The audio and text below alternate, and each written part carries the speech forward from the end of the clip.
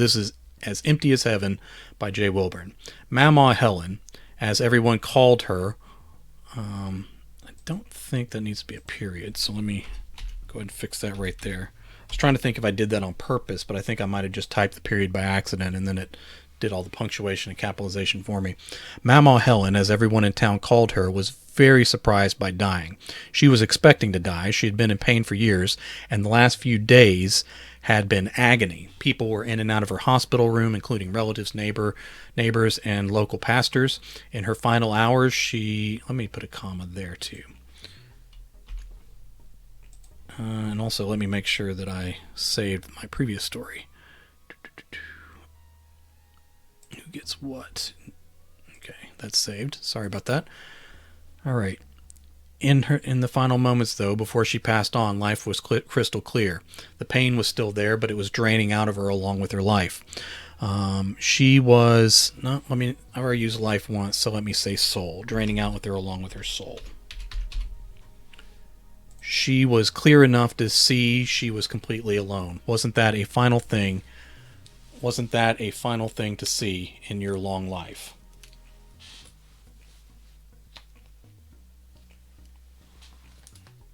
All right, let me change thing to indignity.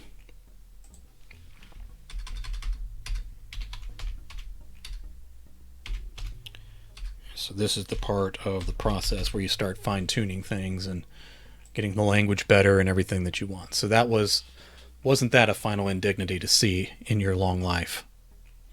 Let's change in to after your long life. There was some confusion over who she should be mad at for not being at her side, who was dead already and who was still alive. There was no light or tunnel, but everything sort of bled out its colors as her mind lost its supply of oxygen. She wondered who would be called, who would come first, who would handle the arrangements. None of that was Mama Helen's problem anymore, but the habit of wanting to look after all the details died hard within her. But she did die. Waking up, sort of, on the other side took some adjustment too. The light was bright, but nowhere near white. It was orange and yellow and everywhere. She stood at a gate of sorts. It took her a moment to discover whether she was inside the gates or outside. A man stepped out of a small guardhouse. He held a clipboard, but set it back inside before he approached her. His uniform was white, but more like a sanitation worker than any angel. His face glowed, but so did everything else in this brilliant, colorful place. Behind him, a trail wound down into a pine forest. Maybe it was spruce because the trees were thick, dark, and tall. The light painted their tops in a way that reminded her of sunset. He stood over her with his hands folded behind his back. As she looked up into his face, she realized she was standing. Her standing days had been long over where she came from. Let's say where and when she came from. Helen looked down at her legs, realizing she was wearing a knee-length skirt. Her thighs were strong. Her legs were no longer shriveled, wrinkled, or liver-spotted. She examined both sides of her hands. They weren't young, but much younger than they had been a moment before. She used an old trick she had learned from her mother. She pinched up the skin on the back of her hand near the knuckles. The pinched skin settled back into place, but not immediately.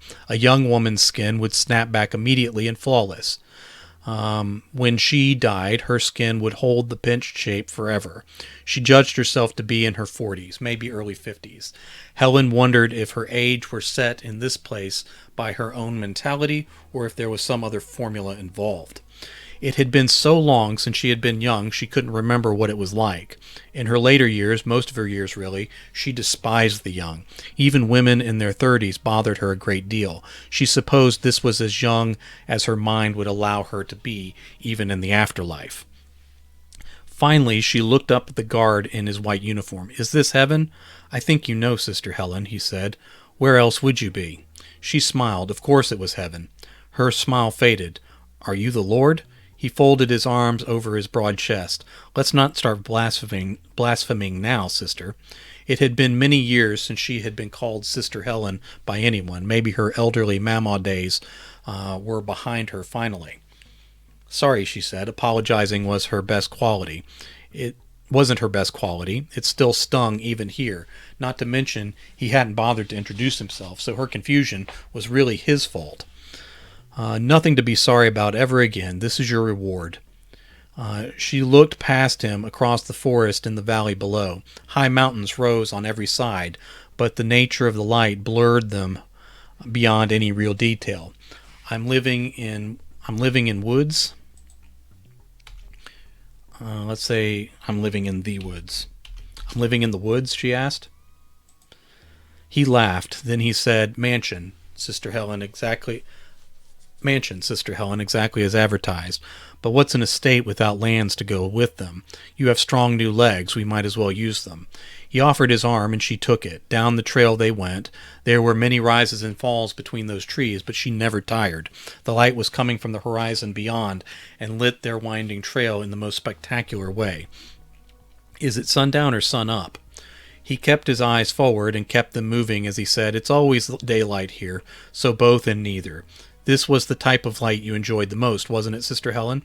She admitted it was. In heaven, she supposed, it should really be sunrise, but even though she was up with the sun most mornings of her life like any good Christian woman should be, she appreciated sunset more. It was the time she could celebrate in her head all the things she'd accomplished that day. Helen took a deep breath and marveled at how much it didn't hurt to do so. Are you St. Peter or one of the angels? It's not quite that simple. He offered no more explanation, and Helen found that quite rude, although she didn't say anything. She had learned long-suffering from many years of tolerating rude people in all areas of her life. They reached the shore of the lake. Across it, patios and balconies over many floors rose up into the slope of the hill and among the enormous trees. Is that it? She asked. It's bigger on the inside than the outside. You've had many years to build up your rewards here. It looks quite big on the outside, too. I don't like stairs. He patted her hand on his arm and led her around the edge of the lake. Stairs won't be a problem for you here. No worries. No worries was one of those phrases young people said that Helen didn't care for. Are we not able to walk across the water? He laughed again. You can, but swimming is more fun. Just enjoy the walk this time, and we'll get you there and settled in. They walked in silence, and Helen noted that the woods in the afterlife was still teeming with the noises of birds and insects. The air was sweet and pleasant. None of the insects were landing on her, but she didn't care for their noise. Who's waiting for me here? What do you mean, sister? Why would anyone wait? She tried to stop in her tracks, but he pulled her along before she could. The dirt of the lake shore became a neat, recessed stone path. All right, I'm going to put a comma between neat and recessed. A neat, recessed stone path. I had relatives and friends go before me. Would they not greet me now? That was advertised with the mansions, I believe. Who in your life did you expect to see? What do you mean by that exactly, sir? He led her up stone steps toward the first balcony. A large dock stretched out over the lake below that. Okay, I need to fix this, sorry. A large dock stretching out over the lake below that took on all the fiery colors of sunset. There we go. All right, scrolling on. I mean, who preceded you into the afterlife? Oh, yes, I see what you mean. Well, my mother and father, of course. He opened French doors leading into a large living area with hardwood floors. No carpet in heaven, she thought to herself. There are dozens of floors. Each has kitchens and bedrooms, libraries and parlors, respectable game rooms. You don't have to worry about cooking or cleaning. All that will be handled for you. I did enough of that in life, she said, as she let go of his arm and walked in ahead of him. He chuckled and said, You can leave the doors open to allow in a breeze. No rain or wild animals or vermin of any sort will wander in. You're safe here. That's reassuring. Now, we were discussing the neighbors. This is your place, your lake, your lands. You don't have to share any of it. She stood a moment and then asked, I'm here alone? It's not quite that simple. People are always coming. More will be joining the afterlife all the time. People I know? Of course, everyone in time, Sister Helen. All right, I don't need a HTML marks there. I just need a period. All right. She said, I had 3 husbands in my life. I'm not bragging, mind you. I just kept outliving them. Peter, Dexter, and finally Stan, who preceded you by 10 years. 10 years, 4 months. I stand corrected. Where are their mansions? He took a deep breath and said, Did you expect to see them here? She thought a moment, but then said, Well, Stan was church-going. Are you saying... She couldn't quite say it. Had all 3 of her husbands gone to hell? It wouldn't surprise her, but it was a bit jarring to wrap her head around it now. He cut off her thoughts. Care to see the rest of the house before I leave you to it? Where are you going to? He cocked a thumb over his shoulder. Someone has to man the gates, but we have time. They took the stairs, and she didn't have trouble with them. She almost enjoyed them. The kitchen counters were tiled marble and rustic colors, like she had always dreamed, but couldn't bring herself to waste money on. She wondered who was getting all the money now. Helen almost asked, but thought that might be bad form. She had always strove to be in good form and to use proper manners. I still need to eat and sleep here. Need to? No, sister, but get to any time you want. Flavor and rest are quite enjoyable in this place. Are there, I don't know if this is the right word, but are there servants? The house will be cleaned without your effort. Same with clothes, same with preparations of food. Best of all. Okay, I don't know what best off all is. I'll need to figure out what that phrase means. Best of all, no one will be under your feet. You don't even have to voice your wishes because they will be reality before you ever could voice them. What about, she waved a hand, I mean, if I'm eating... He stood a moment, and she feared she'd actually have to voice it. He said, the bathrooms have fine showers and soaking tubs. Again, you don't have to use them, but a nice soak is still nice even here. There are facilities outside, too. Outside? He laughed. You don't have to use those, but they are there if you like. Beyond showers, you don't need any other bathroom accommodations. Literally just baths now. They moved floor to floor. She spent quite a while exploring the expansive libraries and a music room where everything was on vinyl. Everything. Every book, every song. There was no theater or movie room, but she never cared much for that sort of thing once she became an adult and put childish things behind her. I don't know if you can pout childish things, but that sounds interesting. And put childish things behind her. As they stood out on her highest balcony, outside a top-floor greenhouse, with the land spreading out for what seemed like forever, she asked, What about Chester? Your son? Yes. She barely spoke above a whisper because she suspected what he would tell her. Tell me what he was like in life. She thought a moment. It was her habit to make excuses for Chester, before and after his motorcycle accident. She wished he'd never bought that cursed thing. She'd warned him it would kill... It would kill him. Let me put a him in there. It would kill him, and like everything and everyone else in life, no one listened even though she was right. Sister Helen, she decided to tell the truth. If she couldn't do that here, then where in the universe was safe for the truth? He never accepted the Lord, not that I knew anyhow. He gave his life to drugs and alcohol, just like his father and my father. He did bad things with bad people and hurt me every time I reached out to help him. So your question, sister, is where is he now? No, I suppose I know already. We usually do. Is there anything else before I go? What about Gertrude? Your sister? Yes. Is she here? Does she have a place in heaven? Tell me about her.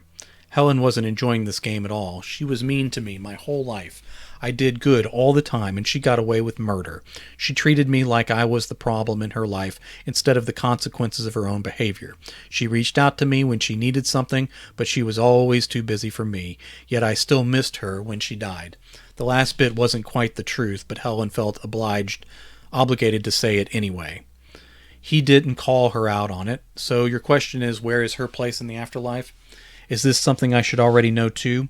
He looked out over the water and land instead of at her. Would this be your reward if we placed you with someone who hurt you and used you all through life? I suppose not. Anything else? What about my mother? She was a godly woman. He didn't indicate either way, and he didn't ask her to tell about her mother. Did she make you happy as you tried to live your life as righteously as you could? Helen couldn't bring herself to answer, but she knew what he meant. So none of them are in heaven? Is there not forgiveness? Everyone you have ever known had their sins paid for long before they were born. There is one catch, though, right? Helen wouldn't exactly call it a catch, but she answered, they must seek the forgiveness. They must accept it. He stepped away from the high stone railing and moved toward the stairs. None of them were forgiven. All are forgiven, he said as he descended. Okay, hold on. I need to be clear that's her talking here. She pressed the point. None of them were forgiven? All are forgiven, he said as he descended. She followed behind him. No one is perfect, but surely there are people I know here. There have to be. He kept walking down staircase after staircase. I don't know what a staircase is, but not a pace that appeared to be trying to lose her. It's complicated. The afterlife is open to all, but not everyone experiences the same reward. You are the first to reach this level, but I can't imagine you will be the last. That's why I will be at the gate. He walked out on the lowest balcony, overlooking the lake. She called at his back. Can I come see you at your little guardhouse? This is where I leave you. He walked out on the stone path alone. I will be there, though, and all this land as far as you can see is your reward. She watched him go all the way around the lake and then into the shadows of the path. There shouldn't be shadows here, she thought, but they were hard to avoid in the slanted light she enjoyed so much. Okay, need to change the tense there. This story's a little better than I thought it was. I expected it to be more of a mess, but I think I got the tone right, and I think the story's working out fine. I don't know if it has everything it needs. We're close to the end of it. Okay. And she did enjoy it. She read, listened to music, swam in the lake, and just sat quietly with her thoughts. During one nap, all naps here were wonderful. She dreamed of her and Gertrude and her son Chester, all the same age, playing on a tire swing. When she awoke, a tire swing hung from a perfect tree for it. No one else from the dream was there, but she played on it like she was a kid again. Once she swung very high and fell out. She hit the ground hard and felt it jar through her body, but it didn't hurt. Nothing here did. She took showers, long baths, changed clothes, left them on the floor, and found them cleaned and neatly folded later. She took her meals outside on her patios and balconies. There were just... Okay. Let's make that they, I think. They were just there when she desired them. Coffee, too, although she was never in the need of a caffeine boost, really. Okay, I got a lot of tense problems here, but that comes from typing quickly in a first draft, so... She'd eat toasted sandwiches at the kitchen counter. She'd indulge herself on grander feasts by candlelight. It was always delicious and never too filling. Occasionally she tried to catch the angels, or whoever they were, in the act of cooking or cleaning. She'd hear plates clink from another floor, or footsteps shuffle from the next room, but no matter how fast she ran, she never caught anyone else in the house with her. One day she walked out around the lake. I guess that's what I'm trying to say. One day she walked out around the lake, pausing at the head of the trail. She finally decided to take it. Being alone was not heaven, no matter how much she might have thought so in life. The trail led through the forest and kept going and going. She could tell it was too far, but she followed it anyway through the endless day. Eventually the trail opened on a field where horses grazed. She approached slowly, and they allowed it. One suddenly wore a saddle before Helen realized that was what she wanted. Of course she climbed on and started riding. The rolling hills of the grassland went on and on and on. In the distance she saw the trees of a new forest. If I keep going, do I reach another mansion of my nearest neighbor, and maybe an old friend? Helen, did I spell her name differently? Okay, that's Helen with 2 L's. All right. Helen already knew the answer. Maybe someone would arrive one day, but no one had listened to her in life when she spoke of living righteously. She turned the horse about and rode back home. The distance was just as far as it took her to get here. The herd of horses were gone when she arrived at her forest again. When she returned to the house, she found a stable, and the other horses were in their stalls waiting. This made Helen very happy. She knew she didn't need it, but she knew the animal didn't need it, but she brushed down and fed the horses anyway. Now let's Could they? Okay. Sorry about that. I'm trying to fine tune the wording here. She knew they didn't need to, but she brushed. All right. Say she knew they didn't need it, but she brushed down and fed the horses anyway. Riding every once in a while kept her happy for a long time. She explored the house, always finding more empty closets, more new rooms that weren't there before. Helen walked behind the house. There were many gardens and paths. Some led through ivy-colored tunnels. These didn't look exactly right. They all seemed a little wild and untended. She didn't like it, but the condition did not change for better or worse between visits, no matter how often she wished it. One day she climbed out onto the top balcony around the greenhouse. She climbed onto the edge of the stone railing and stepped off. Helen dropped all the way to the lowest patio with a great thrill. She landed hard on her knees and felt the impact all through her body, but she wasn't hurt and there was no pain. Sometimes she would jump off her house countless times before wandering somewhere else. She swam under the water for hours at a time, chasing fish she could never catch. She never drowned. Let's say and. Keep it a different sentence, but started with and. And she never drowned. Helen started showering outside. This story ends pretty abruptly. Okay, Helen started showering outside and walking around naked all the time. That is how she imagined hippies used to live, but they lived together and she was alone. She started talking to herself, to the walls, to people not in the room, to loved ones not on this level, to the guard by the gate she couldn't find again. Did I do something wrong? Am I being punished in some way? No answers came. Why is no one else worthy of this place? Was no one as good as me? Helen suspected this was truth. I want to say this was the truth. But it meant she spent eternity alone. She mounted up on one of her horses. Again, she circled the lake, followed the trail, tried to backtrack a few times, finally rode out over the plains and kept going. She searched for those trees of that other forest she glimpsed the first time she came. Seems like this story ends abruptly. I may have to do some more work on it. I don't know if I'm going to do that today or not. No bodies of the first time she came here, no bodies of water and no terrain other than grassland appeared ahead, no matter how long she galloped. But she kept going and going. She knew eventually she was going back. Her mansion was her reward, and she had earned it. Say earned it all. By living a life of righteousness while everyone else indulged their sin. Helen looked down and realized she was naked in the saddle. She laughed and laughed in the light of the setting sun and continued to ride onward a while longer.